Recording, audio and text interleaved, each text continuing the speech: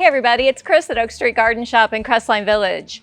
Today I want to talk to you a little bit about dwarf or miniature Phalaenopsis orchids. Let me show you a large version of this first, and then we'll talk about the smaller ones, and then I'll show you a few things that we've done with them. So here is a large version of the little dwarf guys that you see here. Phalaenopsis come in all different sizes, but the dwarf, the miniature, these little guys won't get any bigger than this. They'll get, maybe 6 to 8 inches. I'm going to tell you a little bit about these and tell you how to take care of them. And then I'd like to show you some things that we've done with them. So miniature Phalaenopsis orchids, like I said, they are very similar to the larger version that I've got over on this side. The care of Phalaenopsis orchids is such that you want to give them nice bright light. It does not need to be direct sun. That will burn these leaves. It needs to be indirect but bright. A nice bright room is perfect for these little guys. When you water an orchid in general, the Phalaenopsis or moth orchids, they're sometimes called, you want to be sure that they go very dry. What I'd like to show you what to do in terms of watering, especially with something this tiny, you want to take a look at what it's potted in. This is in a sphagnum moss medium. So when you water this, you want to be sure you poke your finger in there, you feel how heavy the pot feels. When it feels light, when you poke your finger in there and you don't feel any moisture, then it's time to water. I tell people if you're not sure whether to water or not, give it another day, because overwatering these is not a great idea. You do not ever want to put water into the center of the plant. That is going to rot the plant, okay? Don't pour your water there.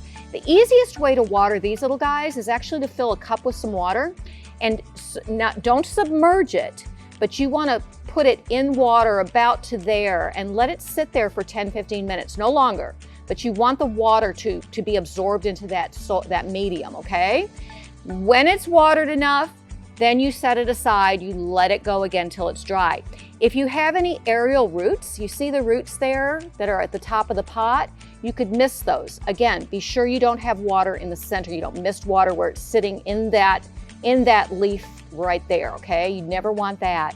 So let me show you what we've done with some of these.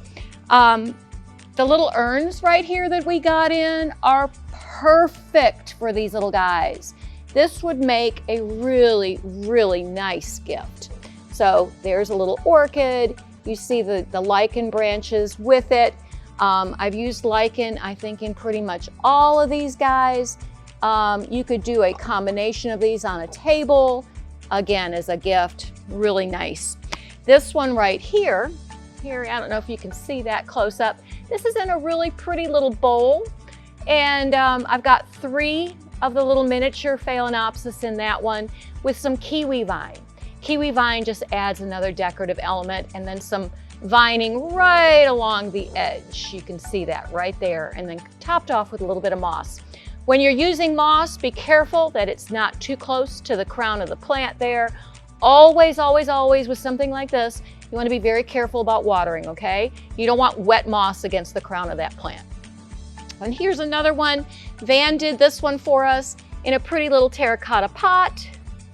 Again, we've got the green kiwi vine and the Phalaenopsis orchid.